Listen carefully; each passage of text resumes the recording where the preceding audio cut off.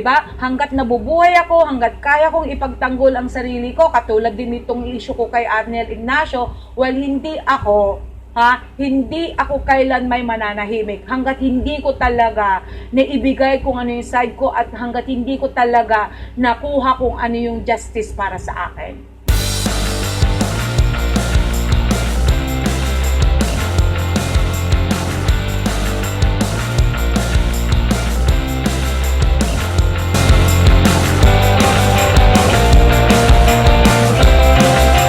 Had enough. I've had enough goddamn ignorant people filling my timeline with their fucking bullshit, and the world is ending, and not one of you motherfuckers give a shit. Not one of you give a shit. You'd rather get angry and bash the fuck out of somebody like Mystica when she's actually coming in and bringing some truth. She's helping us tear down this David piece of shit. She's also sharing her opinion. She has the right to have an opinion. It's just like me. I've got a goddamn opinion too. The problem is my opinion is pretty much 100% on point. People don't listen to me. You know what happens? They fucking find out that I'm not a liar. They find out that every goddamn thing I'll say is true. And you wonder why I'm mad. I'm angry because your children will suffer because you are ignorant. Plain and simple. That's all there is to it. The whole damn world is locked down for a fake ass pandemic. The oligarchs run your life. You worship God and you think it's you think you're serving the Father in heaven, but you're serving the God of Babylon. I mean, the whole damn world is fucked up. And not one of you give a shit. Not one of you give a shit. So, I'm going to introduce you to Mystica and her soiree with this piece of shit that made his little marquee debut on social media defending Francis Leo Marcos. Dressed like a fucking pimp gangster with his gold chains and his rings and his bullshit, trying to get everybody's attention using the same bullshit that Francis Leo Marcos used. Well, come to find out, if you actually take the time to read the confession of Mystica, she exposes Norman and this baklak with the glasses. This is an image that the baklak with the glasses made. He put Mystica in the picture and he said, Mystica, you would make me look good. Now this gay faggot guy, this baklak Filipino piece of shit motherfucker in Bellevue, Washington, he is trying to say that rule of law was a conspiracy from the Malacañan to take away the philanthropist of the world, Francis Leo Marcos, the best man that ever lived. But he actually said he's not a follower or a supporter of Francis Leo Marcos. So he hits the scene talking all kinds of bullshit like he's 100% valid. Wow. Huh. Boy. It's amazing how fast the truth comes out these days. Thank you, Mystica. I'm one of your followers now. I'm going to follow you. And I'm going to bring the truth out. And I'm going to respect you, Mystica, for everything that you've done. And as far as I'm concerned, you've done some damn good service. But it's a shame that you have to disappear every once in a while. Because people are after you. People want to sue you for, cyber libel. For speaking your truth. For speaking your mind. Wow. Isn't that fucking amazing? It's 1:40 a.m. Katatapos ko lang kung ano yung mga kasong isasubmit ko doon sa lawyer. Kasi kailangan isasalaysay ko ang lahat para maintindihan, para at least subjected for approval kung okay yung mga kasong isasampa ko kay Arnel at kung sino pa yung mga isasama ko na rin, okay? Total, magsasampa na rin lang ako, so kailan isama ko na rin. Sakit-sakit na talaga yung yung ulo ko, pati yung mata ko talagang wala na. I am no longer in a situation where katulad ng dati, wala akong ginawa kundi luto na lang ng luto, nagpapasarap na lang ng buhay or whatever, na-enjoy ko na lang kung ano yung peacefulness ko. Pero right now, talaga, nag-iba talaga yung ihip ng hangin by the time na sinampan ako ni Arnel Ignacio. So, it is my right din para isampa rin kung ano yung mga kinakailangan isampa rin sa kanya. Kasi para sa kanya, ginagawa na lang niyang laruan ang batas. Na akala niya, kumuha siya ng laruan, tapos pag alam niyang hindi na umobra, akala niya pwedeng itapon na lang ng ganun basta-basta. Well, ang batas is totally different. Hindi mo alam na ang pagsasamba mo, ikaw na pala yung masusunog. Ganon, di ba? Otherwise, kung ganun na at hindi natin lalabanan ng mga ganyang mga gawain, gagawin din ng iba. Akala nila, pwede na nilang istapin ang kahit sino man para magsalita. Meron pa rin tayong batas para protektahan ang ating freedom of speech, protektahan kung ano yung mga rights natin. At nakita ko na marami siyang nilabag against me. Hindi lang against me, kundi nilabag din against the government, okay? Hindi tayo basta-basta gumagawa na lang ng isang bagay without having to think first. Kasi doon natin makikita talaga kung tayo ay may kaalaman ba sa batas o wala. Well, obviously, hindi siya muna nag-research. Ako, matagal na ako nagbabasa ng Law of the Philippines kasi ang tatay ko nga naman noon, nung nakita niya na ako'y matalino sa school, lagi akong leader, valedictorian, ganon, gusto niya talaga maging lawyer. Well, unfortunately, pagkatapos siyang binaril at talagang nung nawala na siya, so at least I was still able to choose kung ano yung career na tatahakin ko, and then that's when I realized na mas gusto kong mag-showbiz.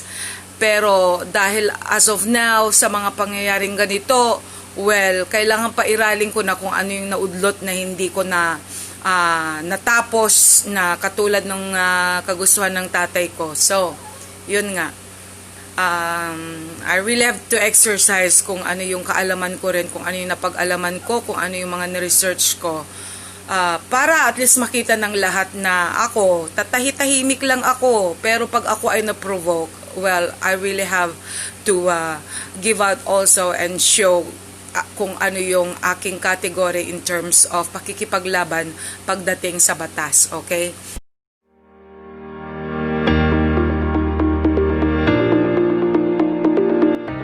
Kumusta mga ka-info? Magandang araw sa inyo. Sa mga bago pa lamang sa aking channel, paki-click ang subscribe button para lagi kayong updated sa ating mga latest news.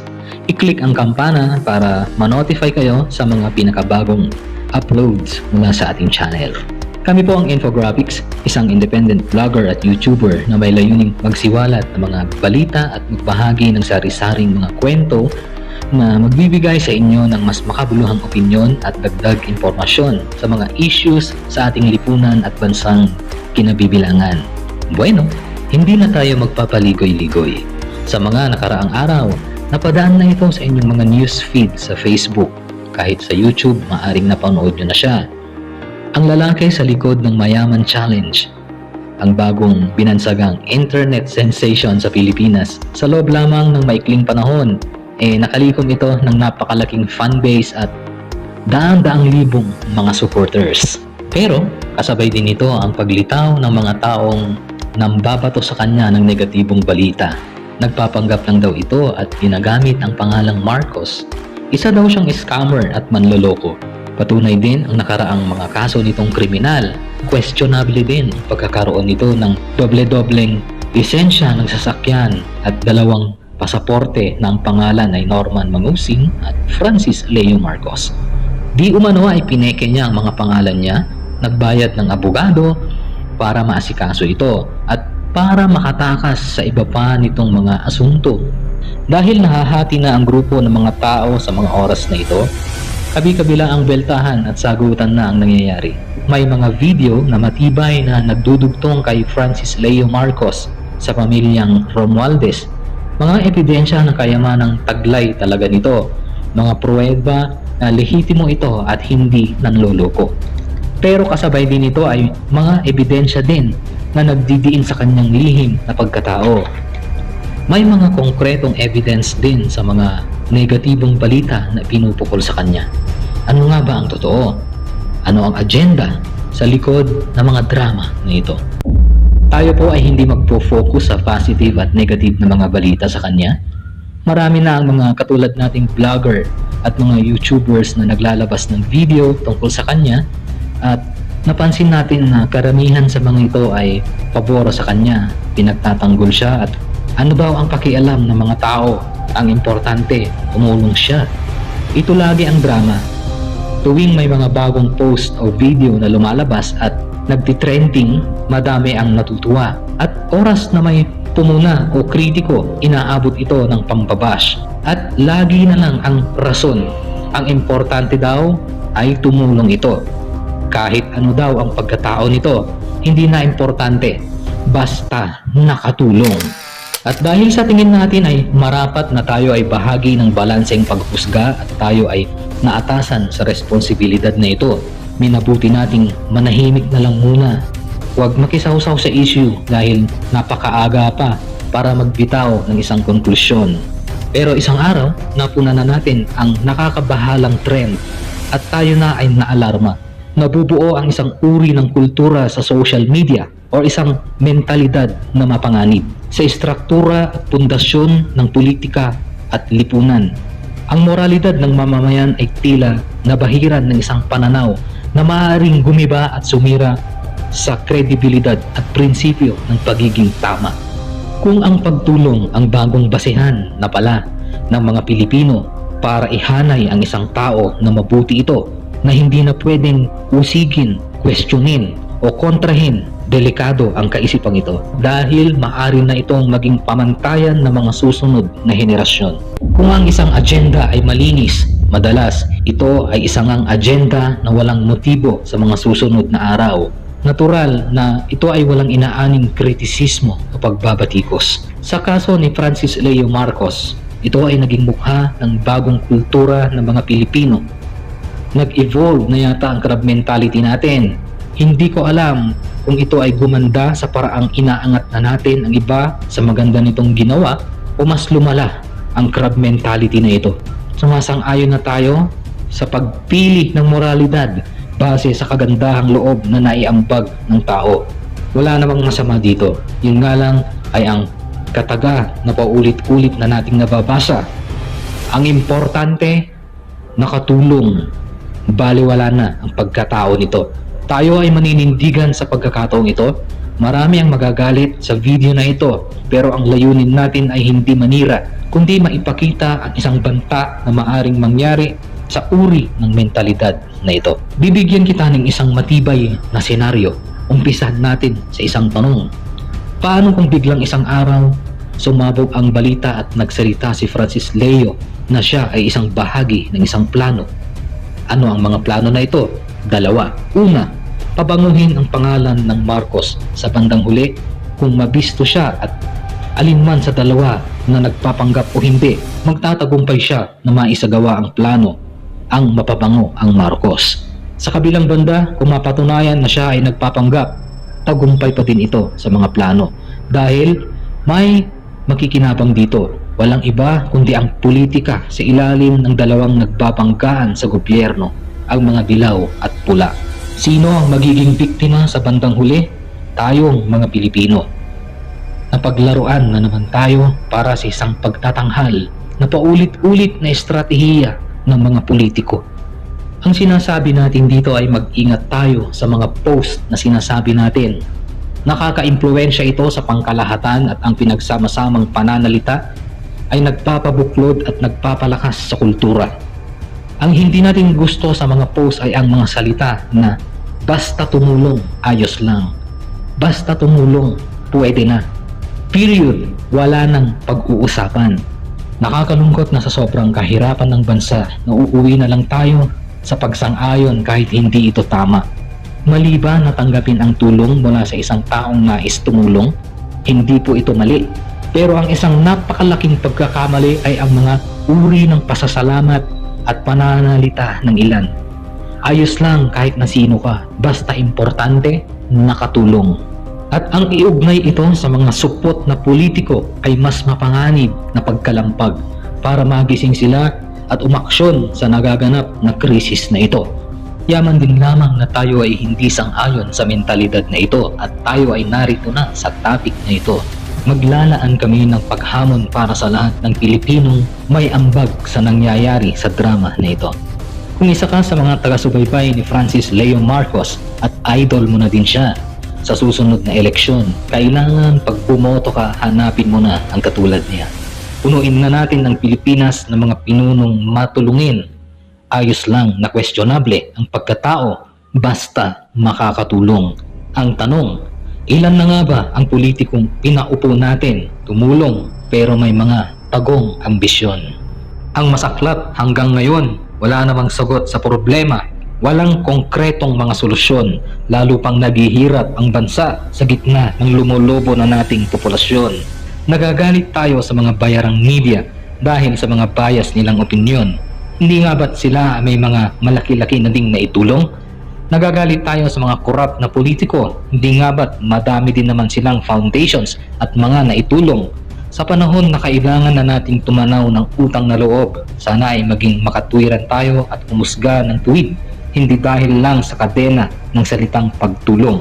Ang pananagutan natin sa ating bansa, sa ating kapwa, sa ating mga sarili, sa ating lipunan, higit lalo na sa ating ama na lumikha, ay mas mahalaga kaysa sa politika at paniniwala na may pansariling interes at agenda. Suriin natin ang bawat nagpapakilala at huwag magpadaya. Bueno mga ka-info, mag-iiwan kami ng isang video na pwede mong pag-isipan matapos mo mapanood ito.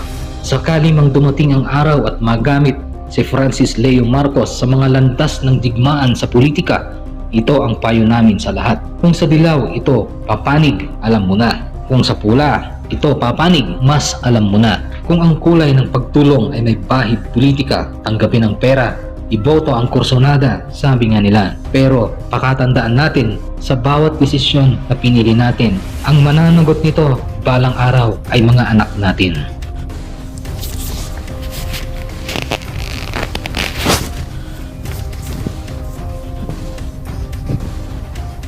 Okay. Ito lang masasabi ko. I wanna make it clear and simple. Since na ako, taas noon na rin akong sumanid, okay? Sumanid, that is the word. Sa mga talino warriors. Kailangan pangatawanan ko na. Panahon na para isubdivide na talaga ang mga DDS. Yung mga naniniwala sa kagaguhan, ha? Sa pang-i-scam at panlilin lang nitong Francis Leo Marcos, magmula ngayon, hindi na sila DDS. DD shit na sila. Because I can prove 100% na itong si Francis Leo Marcos ay hindi totoong may lahing Marcos na kliniklaim niya. Kasi sinasabi niya na ang kanyang ina ay si Doña Remedios Carino Antonio. Well, nasa akin ang katotohanan. Advocate of truth di ba? I can prove later on na kayong mga certified mga bobo at tanga, nandito na ngayon, isang talino warrior na ngayon ang makakapagpatunay sa inyo na kayo ay puro mga certified bobo, tanga at mga DD chef at kaming mga totoong mga DDS na mga talino warriors.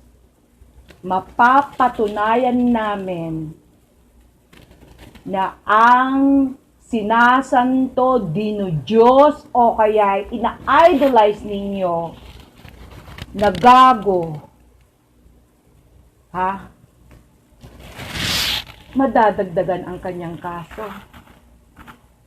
Bakit? Meron ako. Diba? Hindi lang iisa ang ikakaso ko. Incriminatory machination. Ito rin yung mga ikakaso ko kay kay Arnel at kay David Ilagan din. Kaya ituloy mo, David. Makikita mo ngayon at mapapatunayan ko sa iyo na ikaw ay certified bobo at tanga. Okay?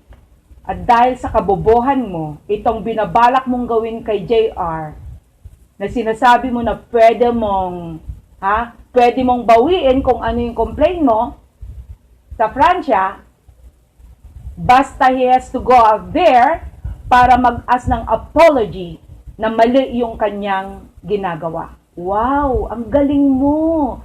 Lolo, ang galing mo. Kaya dapat ikaw nga talaga i-idolize, ano? Kaya huwag kang mag-alala, Lolo David. Okay? Baka Batanggenyo ka, Ilocano ako. Mga Ilocano, hindi mga bobong katulad mo. Okay? Umpisa lang ito. Mapapatunayan ko ngayon kung gaano kayo ka-certified bobo, tanga at kadidishit. Okay? Antayin nyo ako. May kumakalat ngayon na isang audio recording na di umano ay pag-uusap ni Francis Leo Marcos at ng kanyang mga kasamahan. At sa usapan na ito ay inilahad niya kung paano siya naging isang Marcos. At ang nakakagulat sa lahat ay inamin niya or sinabi niya na anak siya ni late President Ferdinand Marcos. Pakinggan natin yung recording and kaya na yung bahalang humusga kung tunay nga ba ito. Kapatid ko si Bobo. Sige, let's find out if totoo man ang ating speculations na ang ating bidang si Francis Leo Marcos ay isang kapatid ng ating Senador Bongbong Marcos. Pero ang pumirma ng birth certificate ko si Pacifico Edwin Marcos. Yung kapatid. Uy, ang galing naman. Pati ba naman yung kapatid dinali? Wow! Si Bobo, kapatid mo, Anak ako ni Ferdinand Marcos senior. Senior. Kay Doña Remedios Carino Antonio. Yung presensya ng Cordillera. Bakit? Oh, sige, tingnan natin kung ilang taon na ba itong si Pacifico, ha? So, kwentahin natin kung ilang taon na siya mula nung siya ay ipinanganak. Kailangan kwentahin natin kung ano yung year ngayon, which is 2020 minus 1919, kung kailan siya pinanganak. So, that means 101 years old itong sinasabi niyang ama niya. And ngayon, since 101 siya, pagkatapos 40 years old itong si Francis Leo, so that means 61 years old siya noong siya'y pumirma sa birth certificate. Kasi Ang pumirma ng birth certificate ko si Pacifico. ibig sabihin sa pirma lang siya. That means pumirma si Pacifico at the age of 61. 61 years old? Ang tanda naman niya para siya yung pipirma na maging ama niya at that time. Pero sa biological father, Si Ferdinand Marcos. si Ferdinand Marcos. Ang tatay ko. If it's claiming that the ex-president Ferdinand Marcos was his father, so tingnan natin how old was McCoy 40 years ago. Ex-President Marcos was born on 1917, so now is 2020. Minus 1917, so that would give us 103 years, okay? So tingnan natin kung ilang taon siya 40 years ago. Now, I have to subtract 103 years old minus 40 years old dahil 40 years old nga ang ating idol Francis Leo ngayon. So, that would make our ex-president 63 years old at that time. Now, I really smell something fishy here, okay? 63 years old si Apolacay by the time na nagkaroon siya ng relasyon doon sa sinasabi ni Francis Leo Marcos na naging ina niya na walang iba kundi si Doña Remedios Antonio Carino. Right here. Kung ipinanganak itong si Francis Leo noong 1979, and what I can see right here, Prime Minister, kai-start pa lang ng ating ex-President Marcos on 1978. So, ibig sabihin, bagong-bago pa lang noon na naging presidente natin si ex-President Marcos, bago siya nagkaroon ng isang Francis Leo Marcos. Kaya ganyan ako katapak. They stole the name that's supposed to be mine. Yung Nanay, ibig sabihin, nanay ko dapat ang talagang asawa ni Presidente Marcos, hindi si Imelda. So, nasaan ang picture ng nanay mo? Nasaan ang prueba, ha? Kaya nga sabi niya Si Don Isabelo Antonio, asawa ni Doña Maria Carino. Ang anak nila, si Doña Remedios Carino Antonio, yung aking ina. Si Don Mariano Marcos, mahirap lang yan. Tauhan niya ng Don Isabelo Antonio. Si Doña Josefa Edralin, ang talagang may pera. Magkukumadre yan.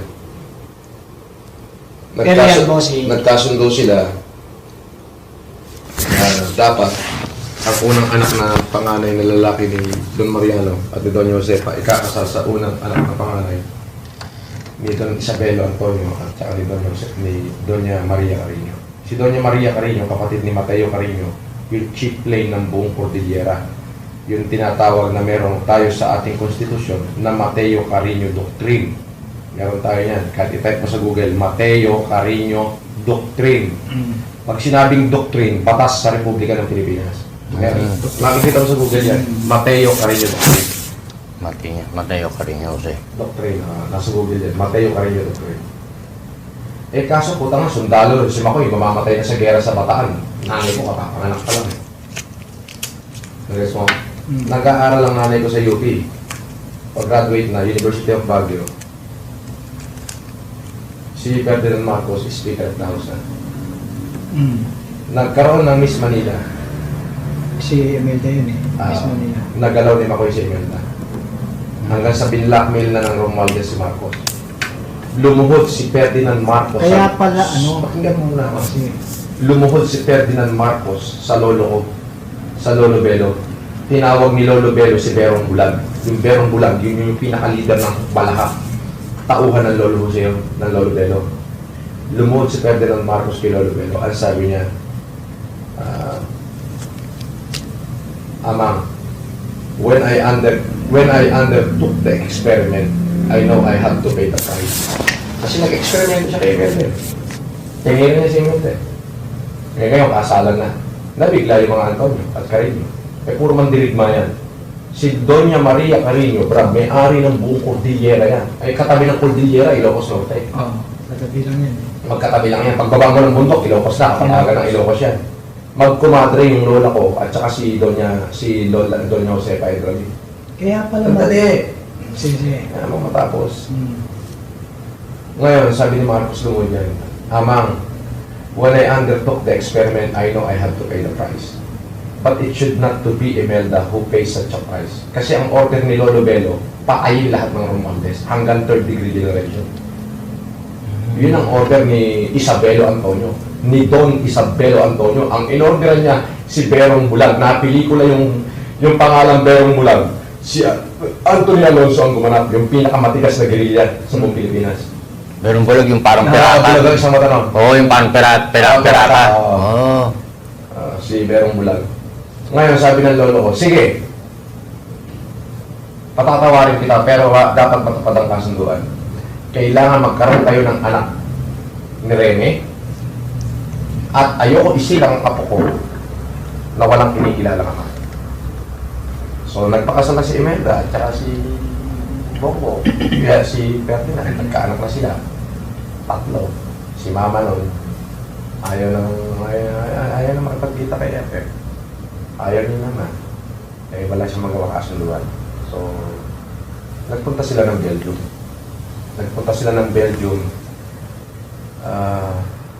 December 22, 1978. Kung hindi ako nagkakamali. Saan pa rin? 1978, December 22, 1978. Nagpunta sila ng Belgium. Doon ako binuo. January, umuwi na si Makoy sa Pilipinas.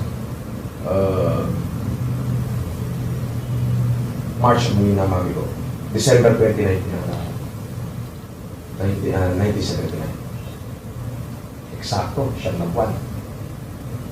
Tapos kung sinilang ako, ang pumirma sa birth certificate ko, si Pacifico Edra din Marcos. Bakit hindi si Marcos? Hindi pwede, Brad. Masisira ang pamilya, Brad. So at least, dala-dala ko pa rin yung apelido Marcos. Ngayon, kaya pumutok yung balita dyan na anak daw ako sa labas. Pero ang birth certificate ko, paano anak sa labas? Eh, Pacifico yan. Yun ang pinikilala ko naman. Ngayon, minsan marami kumukwestiyon. Eh, bakit sila no anak din ng Pacifico? Pero no question naman. Ganyan naman. Now, the question is, kung 63 years old noon, ang age ni ex-President Marcos, and then 61, itong kapatid niyang si Dr. Pacifico. So, ilang taong gulang ba noon si ex-First Lady Imelda Romualdez Marcos at the time na ipinanganak itong si Francis Leo Marcos? If we're going to base the birth year of our ex-First Lady, Imelda Marcos, and then, of course, that would give us year 2020 minus 1929, because that's her birth year. So that would give us an idea that our ex-First Lady is actually 91 years old right now. So if you're going to subtract the age of our ex-First Lady, Imelda Romualdez Marcos, and then 40 years old yung ating idol ngayon na si Francis Leo Marcos, so that would give us an idea na 51 years old ang ating ex-First Lady Imelda at that time. Hanggang tayo na lang nakakalan yan. Tapos na yan. Basta, ang alam nyo, ako, Marcos, patus. Yun na yun. Alright, let's take a recap right here. If our ex-President Ferdinand Marcos was actually 63 at that time, and of course, his brother Pacifico was actually 61, and of course, our ex-First Lady Imelda Romualdez Marcos was 51, anong ginagawa nila sa mga edad na yan? Bakit sila kinakailangan pa na magbuo ng isang Francis Leo Marcos at that year, 1978, and then ipinanganak itong tao na to on year 1979. At bakit sa edad na 63 years old, yun pa yung time na naisipan ni Apo Lakay para bumuo ng isang taong Francis Leo Marcos. And now, this is the moment of truth dahil i-reveal ko na ngayon kung ano yung katotohanan, kung ano yung hindi katotohanan ng ating iniidolo, ng ating sinasamba, ng ating pinag-aawayan, at ang ating star of 2020. Nawala na yung ating coronavirus, napunta na sa ating Francis Leo Marcos fever. Alright. Since kinasal sina ex-President Marcos at saka si Madam Imelda on year 1954. So that was actually 66 years ago. Kasi 2020 na ngayon, di ba? So, kung sakali man at that time sinasabi ni Francis Leo Marcos na sila ay pumunta, I'm talking about their parents. For example, kung totoo ngang parents niya, sina ex-President Marcos at that time, bago ikinasal sina Imelda at si Makoy. Okay. So, kung pumunta sila ng Belgium at doon nabuo ang isang tao na to, well, that would give us now an idea na ang katotohanang edad na sana ng isang Francisco Leo Antonio Marcos na nandyan at gumagala-gala at kung ano-anong pinaggagawang mga eksena at hanggang siya ay naging idolo ng bayan, talagang nakuha na niya lahat kung ano yung mga utak ng mga tanga. And then now, this comes the reality that this idiot is just a certified liar. Okay. So yung Diyos nyo, he is actually the devil because the devil is a liar. Ang tatanga ninyo. Mga bobo! Kung totoong may nabuong Francis Leo Marcos at that time, dapat 66 years old na ngayon ang edad ng isang impostor. At anak sa labas na itong si Francis Leo Marcos. Aha! Padonya-donya, Remedios, Carrillo, Antonio ka pa. Pagkatapos ang ama mo, walang iba kundi si Apo Lakay. Pagkatapos, pinirmahan lang ni Dr. Pacifico Marcos. Ang galing, putang ina.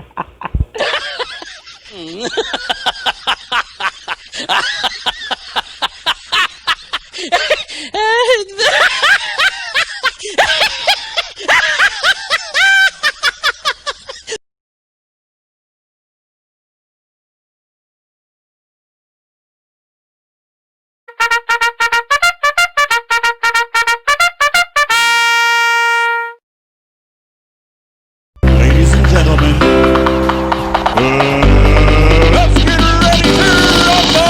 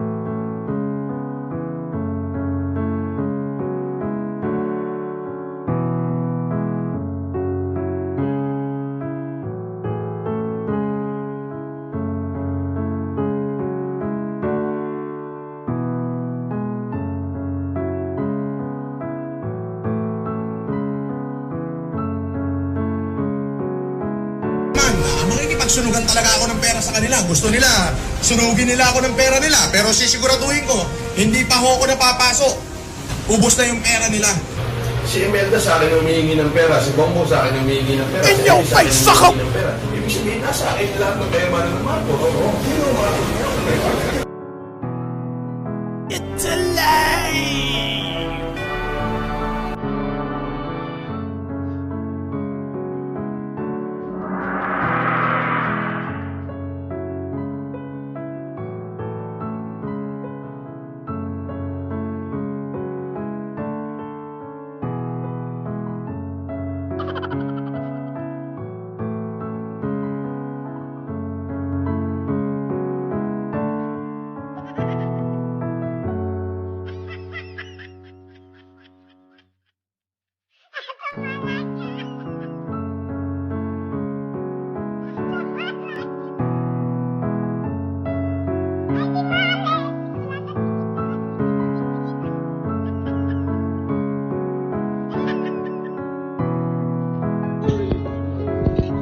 It is a privilege to be Why are you so Marcos? I am a Marcos. My name is Marcos. I am a Marcos. Then if you have a problem for me being Marcos, then go to my mother. My mother is still alive. She is the one still the reason. In Tanga. Yes, you can go there. No question about being me being Marcos. I'm a Marcos. Sige!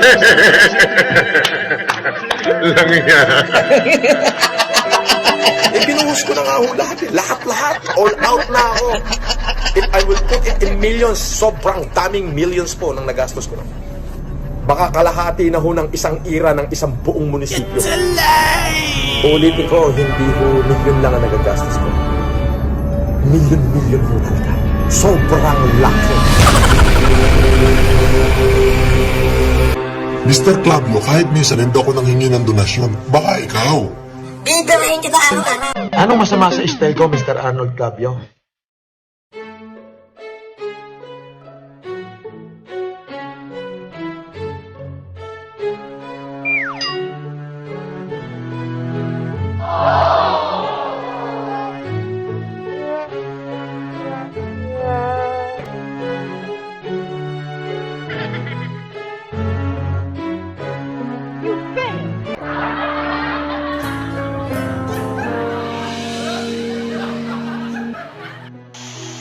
Alam nyo, mga follower kayo ni Norman Mangusin. Hasain niyo yung utak nyo. Paglanan nyo, manalangin kayo, maligo kayo, magdasal, magbihis, at kumain ng tama para hindi nalilipasan ng gutom.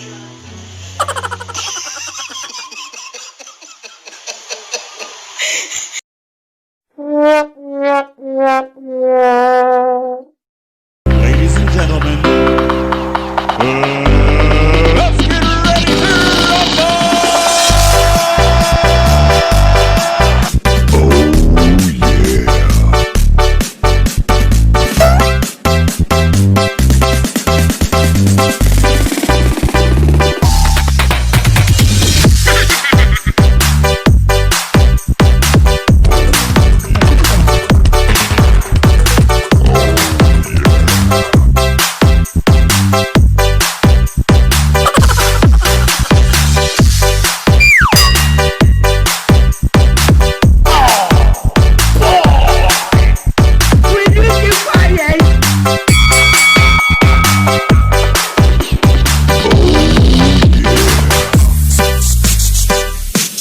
I hate drugs.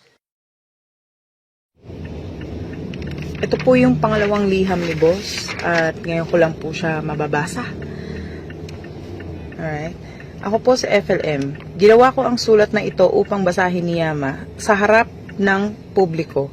Una sa lahat, ng mga taong nasaktan ko sa Mayaman Challenge, especially sa mga kapitbahay ko sa Green Meadow Subdivision.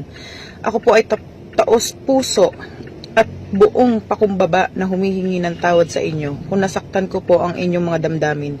Ngunit ang tanging layunin lamang po ng Mayaman Challenge ay upang gisingin ang buong Pilipinas na tayo ay tumulong sa ating nalulugmok na bayan at sagipin ang mga kumakalam na sikmura ng ating mga kababayan na biktima ng COVID-19. Hindi ko po layunin na kayo ay ipahiya. Batid ko po na ako po ay lumabis at sumobra sa aking nagawa. Kaya po, hinihingi ko po ang inyong pangunawa at nakahanda po akong harapin kung ano man ang kaparusahan sa aking mga pagmamalabis. Para naman po sa mga tao, para naman po sa mga taga-suporta ko, alam po ng ating dakilang lumikha na ang aking tanging layunin sa aking pagtulong ay ang magkaroon ng kasaysayan ng aking buhay. Na sana kung sakaling may panibagong COVID na darating sa ibang panahon, sana po ay marami pang FLM na lumutang at tumulong sa ating bayan sa maayos na pamamaraan. Hindi ko po pinagsisisihan na maubos ang lahat ng aking kayamanan na pinaghirapan sa mahabang panahon kung ang kapalit naman ay ang kapayapaan sa ating mga kababayan. Ngayong COVID-19.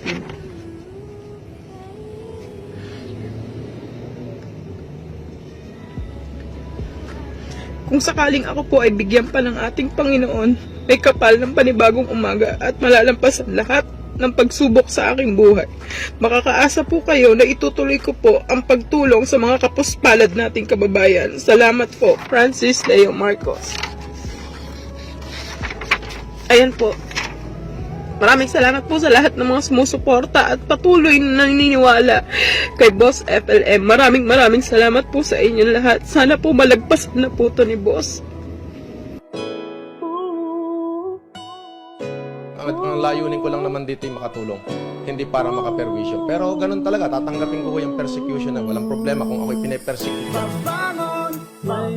Ako na-involved dyan sa kahit anumang illegal na aktibidades. Hindi po tayo naging kriminal o hindi po tayo na-involved kahit po hold-upan o kung ano man. Isa ka sa mga nagdala ng pag-asa,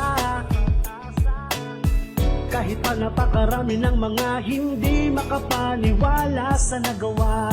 Inabot ang mga puso ng said at kapos na kapatid. Mga daing at mga luha ay dinig mo at batid. Tigilan man nila ay laging sa'yo lang ang suporta namin. Kapanalig mo ang awit namin, Francis Leo. Ikaw ay bayani na buhay sa lahat ng dagok ng pagsubok di nagpatangay. Piringan man ng bibig ng taong bayan, kasaysayan ang magwawala para sa'yo at kusang mag-iingat.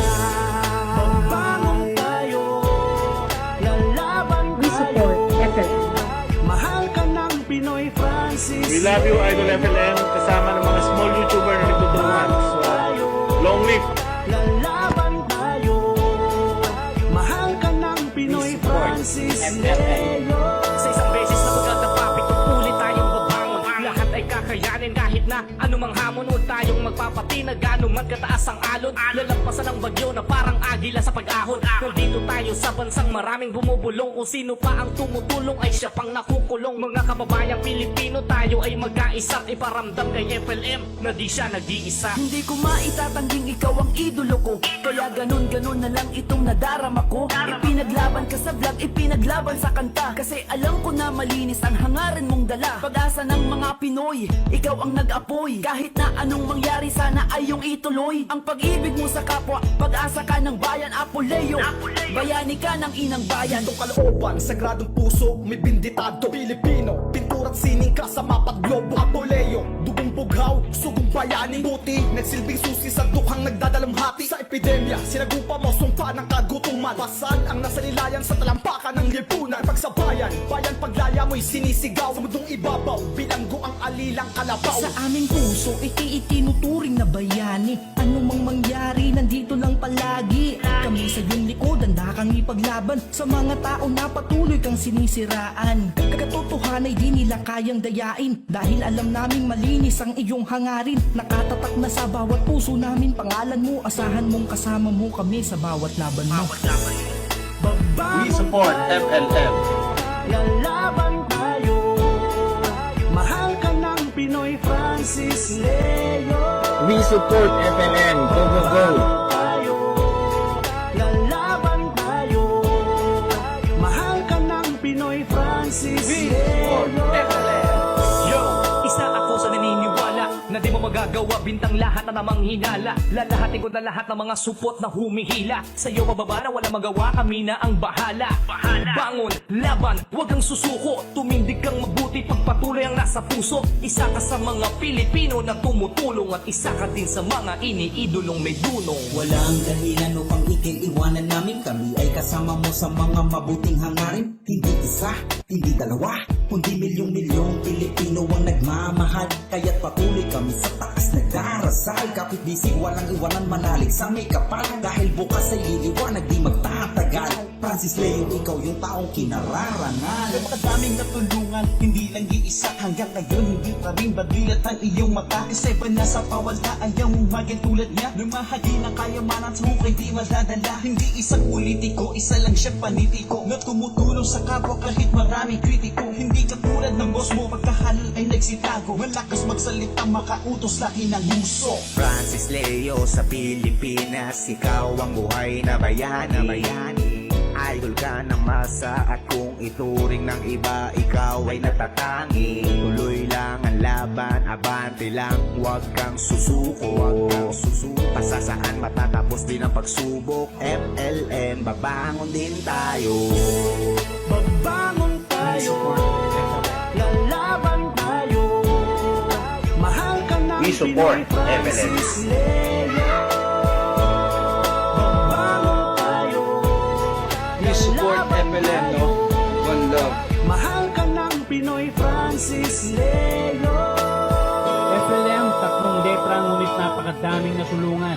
Iisang tao pero libo-libo ang inalalayan. Milyong katao sa Pilipinas, siya lang ang tumindig at lumaban. Sa panahon ng epidemya, siya yung hindi politiko na inasahan. Ngunit ano ang nangyari? Siya lang ay kinasuhan. FLM, dasal lang. Nasa likod mo lang kami. Babangon muli tayo para sa bayan. Alam kong di ito magtatagal. Wala po akong ginawang hindi maganda. Puro pagtulong ako sa ating mga mamamayan. Ang kamay ng Diyos ay laging nariyan. Babangon tayo at tuloy lang ang laban. Mega shout out to my boss, FLM. Isa lang ang maipapangako ko sa inyo, boss. Walang iwanan hanggang dulo. Marami kaming nagmamahal sa inyo. Santa Romana. Francis Leo Marcos, nagbigay po siya 250 sacks of rice. Mahal ka ng Pinoy, Francis Leo. 5 tunilada ng kalabasa. Maraming salamat, Francis Leo Marcos. Gusto ko pong pasalamatan kayo ng personal paglaya ko. At ipinapangako ko po sa dakilang may kapal na ibuhos ko lahat ng kung anuman ang mayroon ako para sa mahihirap nating kababayan. Sana po sa pamamagitan ng sulat na ito ay maiparating ko po sa inyo ang aking pasasalamat. Ito po yung pangalawang liham ni boss at ngayon ko lang po siya mababasa. Alright. Ako po si FLM. Ginawa ko ang sulat na ito upang basahin ni Yama sa harap ng publiko. Una sa lahat, ng mga taong nasaktan ko sa Mayaman Challenge, especially sa mga kapitbahay ko sa Green Meadow Subdivision.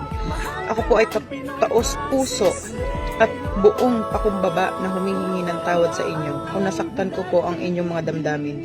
Ngunit ang tanging layunin lamang po ng Mayaman Challenge ay upang gisingin ang buong Pilipinas na tayo ay tumulong sa ating nalulugmok na bayan at sagipin ang mga kumakalam na sikmura ng ating mga kababayan na biktima ng COVID-19. Hindi ko po layunin na kayo ay ipahiya. Batid ko po na ako po ay lumabis at sumobra sa aking nagawa. Kaya po hinihingi ko po ang inyong pangunawa at nakahanda po akong harapin kung ano man ang kaparusahan sa aking mga pagmamalabis. Para naman po sa mga tao, para naman po sa mga taga-suporta ko, alam po ng ating dakilang lumikha na ang aking tanging layunin sa aking pagtulong ay ang magkaroon ng kasaysayan ng aking buhay. na sana kung sakaling may panibagong COVID na darating sa ibang panahon, sana po ay marami pang FLM na lumutang at tumulong sa ating bayan sa maayos na pamamaraan. Hindi ko po pinagsisisihan na maubos ang lahat ng aking kayamanan na pinaghirapan sa mahabang panahon, kung ang kapalit naman ay ang kapayapaan sa ating mga kababayan ngayong COVID-19. Kung sakaling ako po ay bigyan pa ng ating Panginoon, may kapal ng panibagong umaga at malalampasan lahat ng pagsubok sa aking buhay, makakaasa po kayo na itutuloy ko po ang pagtulong sa mga kapuspalad nating kababayan. Salamat po, Francis Leo Marcos. Ayan po. Maraming salamat po sa lahat ng mga sumusuporta at patuloy na naniniwala kay Boss FLM. Maraming salamat po sa inyong lahat. Sana po malagpasan na po to ni Boss. Thank you po.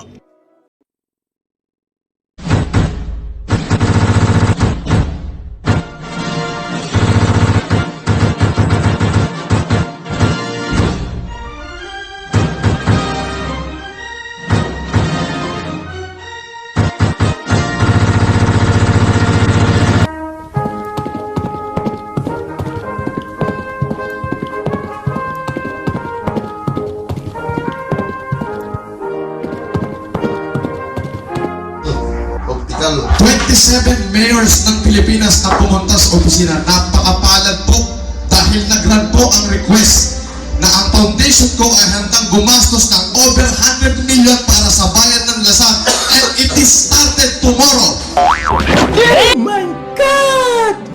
Wow!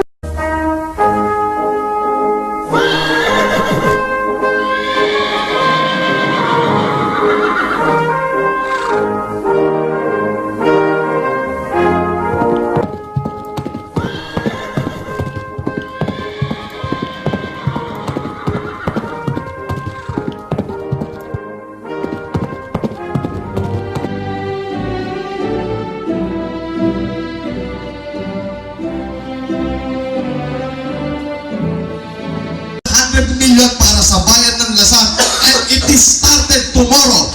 Seriously, what the fuck are you doing? Bakit? Kailan pa ho nanalo ang kabutihan sa kasamaan? God damn it, please.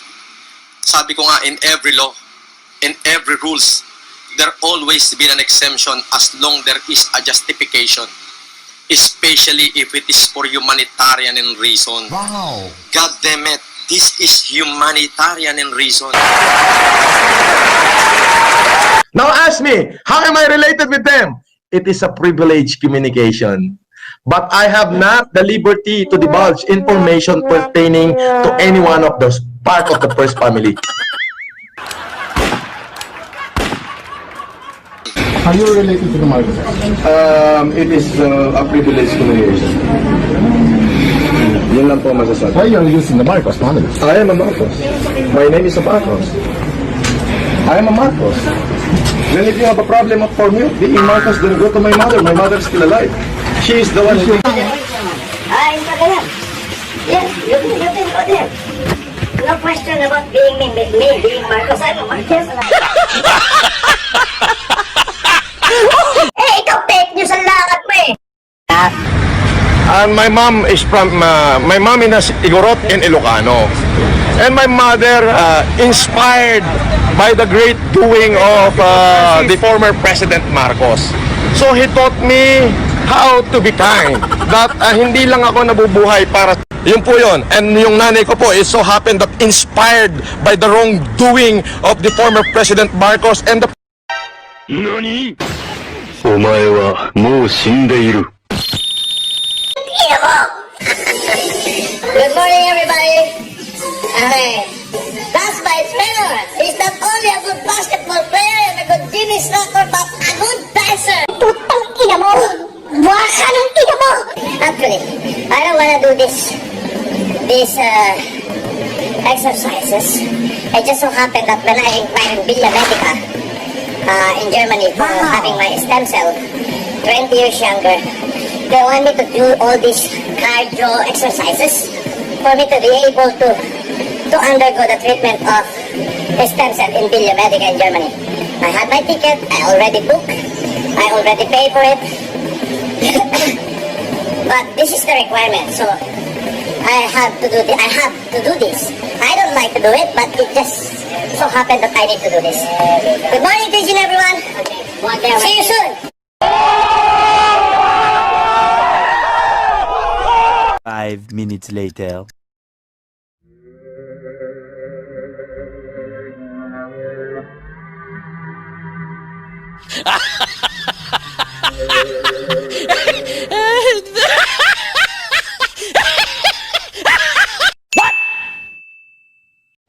Sir Francis Leo Marcos, bilhin niyo tinawagan siya ng kanyang ninang Imelda Marcos habang naglalay. Hello, Ninang.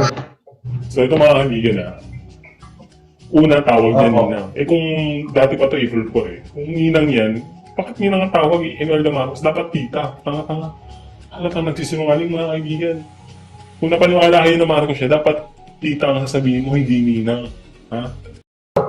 Ang kinatatakutan ko lang ho, Ninang, is yung planting At saka imposible tumawag si Imelda Marcos sa ganyang tao, mga kaibigan.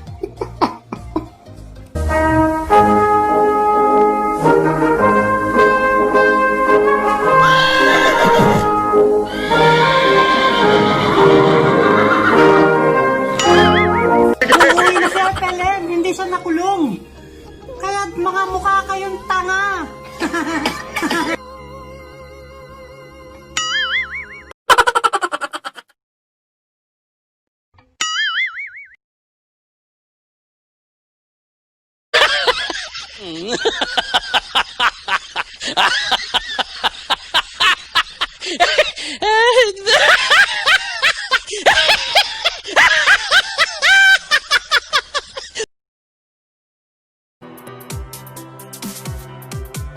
Kung ako po ay ipe-persecute pagdating ng araw dito sa akin pagtulong, so be it. Mac Pablo, thank you very much, Sobe. Wow, huli kayo mga balbon. Kaya ayoko maging balbon eh. Kaya ko kasi pag nahuli ka balbon. Huli ka balbon, I really appreciate and thanks for the real Antonio Mangusin. I really appreciate for your cooperation. It's really that's really come out that's really come out the reality of life, and it was so really I can't believe how devastated this person being condemned. Wow. Thank you so much for the coming out and freedom of Francis Leo Marcos would be.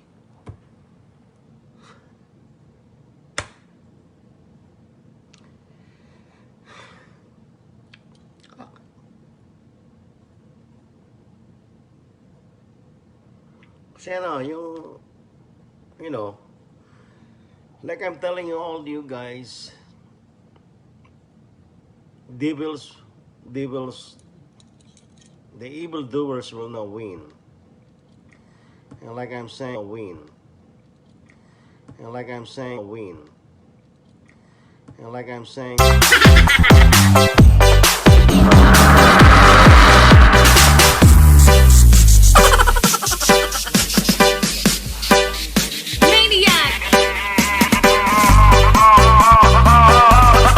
Listening to the news is DJ